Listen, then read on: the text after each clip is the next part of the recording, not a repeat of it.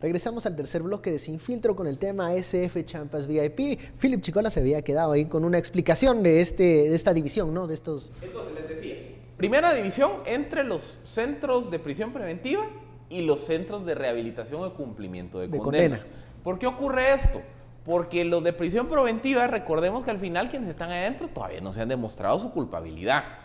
En los de rehabilitación, ahí se buscan dos cosas. O se busca rehabilitar a aquellos reos y reintroducirlos a la vida social. O castigar. O generar un castigo. A su vez, tanto los centros de prisión preventiva como los de rehabilitación se subdividen de acuerdo a la peligrosidad del agente criminal, que puede ir. Para empezar, los centros de máxima seguridad son aquellos en lo que se busca es evitar que el acusado tenga contacto con la sociedad. ¿Y a quién se envía ahí? Asesinos en series, mareros, etcétera, etcétera. O sea, la idea es decir, esta gente lo mejor es aislarla de la sociedad. Esa es máxima seguridad. Luego está alta seguridad. Alta seguridad es un balance entre yo no quiero que esta gente se me escape porque tiene el perfil económico de poder para escaparse, pero también es alguien que su situación individual lo coloca en una situación de riesgo. Ahí cabría, por ejemplo, el caso de un Otto Pérez Molina. Claro. Otto Pérez Molina, digan, por un lado tiene el dinero, los recursos, el poder, entonces uno podría pensar que podría, tipo Chapo Guzmán, buscar un escape, pero por otro lado, a Otto Pérez Molina no lo van a ir a poner a una de máxima seguridad porque al día siguiente están jugando fútbol con su cabeza. Entonces hay que separar. Y tercero son los de mínima seguridad, que los de mínima seguridad están diseñados para delitos menores, como por ejemplo de accidentes de tránsito, estafas, delitos económicos, delitos tributarios, etcétera, etcétera. Esa clasificación, la última, aquí en Guatemala no funciona. Aquí en Guatemala, a duras penas, la idea de Mariscal Zavala y del preventivo de la zona 18 es que sean de prisión preventiva. Pero a la hora vemos que hay acusreos que están guardando prisión preventiva, que están en Pavón, en Pavoncito, a los mareros los mandan al Boquerón y Canadá, aunque no hayan llegado a juicio. En zona 18 hay reos que están cumpliendo condena, es decir, aquí es una mezcolanza en donde se rompieron esas distribuciones conceptuales de a dónde mando a quién. Bueno, pero entonces la pregunta que queda en el aire, que muchos tuiteros nos dicen, si los casos se van a seguir desarrollando, si hay nuevas capturas, si se están construyendo estas champas VIP en Mariscal, ¿deberían de continuar estos que están, señalados nada más porque no han ido a un juicio aún? ¿Deberían de seguir allí? ¿Deberían de ir a prisión domiciliar? Muchos tuiteros dicen no es justo por los delitos que están siendo señalados. Es cierto que no son los típicos delitos que se cometen, pero tienen las suficientes conexiones como para lograr un escape o una modificación de su situación. Ese es el tema. ¿Qué vamos a hacer con un sistema penitenciario que no los puede recibir, pero que tienen que estar ahí y tienen que ser controlados porque pueden darse la fuga? Si miras, tampoco los puede recibir Mariscal Zavala. No, y el preventivo menos. El preventivo menos. Y la gran presa que se tiene de estos 3,000 que fueron identificados, yo creo que subió el número en primer semestre, enero-junio. El tema de la mora judicial porque no avanzó, pese a que ese tema de la mora de enero a junio subió porque muchos cumplieron sentencia o no eran, digamos, cuestiones así, ¿verdad?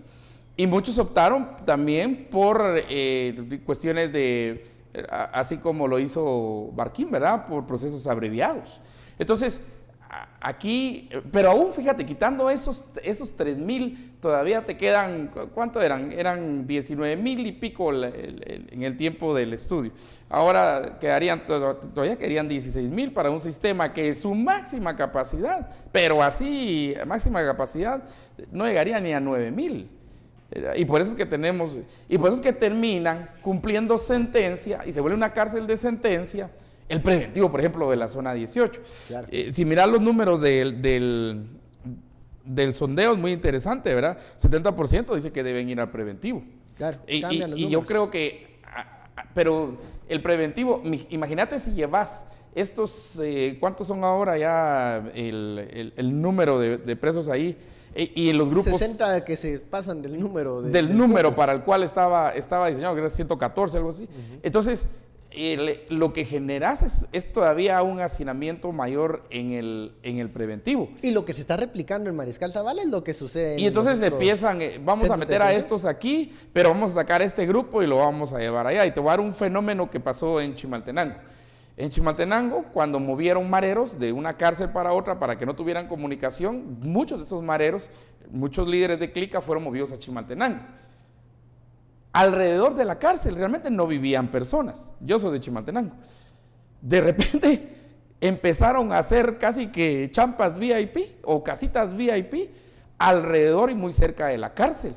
Cuando nos dimos cuenta en Chimaltenango, eran todos los familiares con pinches clicas y socios y lo que sea de los mareros. Entonces, hay también grupos que van siguiendo a este nivel de presos, era a donde quiera que los mueva, sea Cantel, sea Huehuetenango y todo. Y aquí los de Huehuetenango, que nos están viendo, están diciendo, bueno, vengan a ver la cárcel de Huehuetenango, ¿verdad? Lo que hablábamos también es que hay una feudalización, ¿no? Incluso de los centros preventivos. Por ejemplo, solo para contarles, ahí estuve platicando con un par de personas que han ido a visitar gente a Mariscal Zavala. Y como la misma serie esta de prisiones que pasan en varios canales norteamericanos, hay una segregación de los presos. Está el grupo de los funcionarios que se juntan en una esquinita. Está el grupo de los narcotraficantes, recordemos que ahí está la familia Mendoza. Y también hay otros narcotraficantes guardando proceso de extradición. Está el grupo de los exmilitares y los expolicías, porque ahí también están expolicías del caso Rivera, del caso, ¿cómo se llama? De algunas ejecuciones extrajudiciales. Y los militares de Totonicapán. Y aparte están los exoficiales acusados por el caso Creón Paz. Entonces ellos se juntan en otra esquinita. Y en una cuarta esquinita hay mucho funcionario mando medio, pero sobre todo los definen como los doctores del IX. Hay un grupo como de 15 doctores del IX que están guardando prisión preventiva. Entonces, ¿qué ocurre? Cada grupito pues tiene su esquinita. Hay una competencia entre los policías y los narcos por ser quienes mandan. ¿Quiénes son como los que están en mayor situación de vulnerabilidad? Son como los doctores, los médicos. Pero aparte, también, esto sí hay que aclararlo, no es que vivan en una comodidad de primer mundo, pues, o sea, para mí, el único privilegio que tienen quienes están en Mariscal Zavala es saber que a la par no hay un sector de mareros que va a hacer una revuelta y me van a venir a cortar la cabeza. Pero después, por ejemplo, en las galeras donde están los presos, son galeras donde están hacinados en literas, de donde duermen 2 o 3. Por ejemplo, recordemos otro caso también interesante, cuando enviaron a prisión preventiva a Alfredo Rabé y a Cristiani, no había dónde ponerlos, entonces los dos tuvieron que compartir cama. En fin, digamos que, quiera que no, la cárcel era bonita porque se construyó el año pasado. Porque es nueva. Porque es nueva. Pero dejemos que pasen 6 meses, ¿cuál es el fin de la cárcel? Mi pregunta a todos ustedes de es, alta seguridad, ¿cuál es la finalidad que de una no cárcel? se escapen, conocen a tanta gente que se pueden ir, pero, no son ¿cuál es el persona. fin? Pero hay otras formas que tenemos otras formas que no se podrían escapar, y no me refiero solo a los de las champas VIP, me refiero a los 19,000 o 20,000 reos que se tienen ahora. Hay otras formas. Y hay algunos que sí merecen estar ahí, es mi pregunta. Y una pregunta que nos hacen, y eso yo no puedo decir si sí o si no, es si Omar Franco pide factura en la venta de los almuerzos. Según la experiencia, yo creo que no ha de pedir factura. Seguramente. Bueno, eso me están preguntando, yo no sé, ¿verdad? Esta media hora de análisis. Hay que ir a probar el rincón típico de Omar. Muchísimas gracias, Philip Estuardo, por este análisis de las champas VIP. A usted, muchísimas gracias por su sintonía. Esto fue Sin Filtro, el espacio en donde usted saca sus propias conclusiones. Feliz noche, nos vemos mañana.